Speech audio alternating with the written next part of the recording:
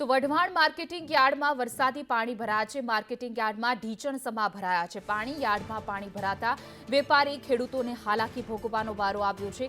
વરસાદી પાણી ભરાતા યાર્ડમાં ખરીદી બંધ કરાઈ છે। ટેકાના ભાવે ખરીદેલા ચણાનો સ્ટોક શેડમાં મુકાયો છે।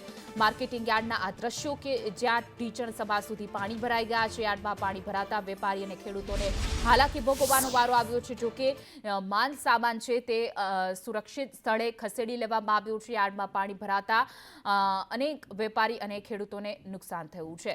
તો વધુ વિગતો સાથે અમારા સંવાદદાતા ભાવેશ પ્રજાપતિ જોડાઈ ગયા છે। જે ભાવેશ, આજે કમોસમી વરસાદ વરસ્યો તેને લઈને યાર્ડના દ્રશ્યો કે જ્યાં જાણે તળાવ ભરાઈ ગયું હોય એ પ્રકારના દ્રશ્યો સર્જાયા છે।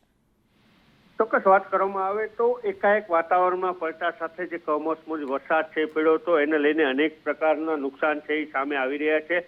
તેમાં વાત કરવામાં આવે તો જે લોકો છે ટેકાના ભાવે જે ચણાની ખરીદી કરતા હોય છે અને વેચતા હોય છે એ લોકો જે માર્કેટિંગ યાર્ડમાં પહોંચ્યા હતા ત્યારે માર્કેટિંગ યાર્ડમાં પણ મોટા પાયે પાણી છે એ ભરાણું હતું। પાણીના હિસાબે થઈ આજની જે ખરીદી હતી એ પણ બંધ રાખવામાં આવી છે। સાથે સાથે તમામ ખેડૂતોને પણ જાણ કરવામાં આવી છે કે આ વેચાણ કેન્દ્ર છે હાલ પૂરતું બંધ રાખવામાં આવે છે।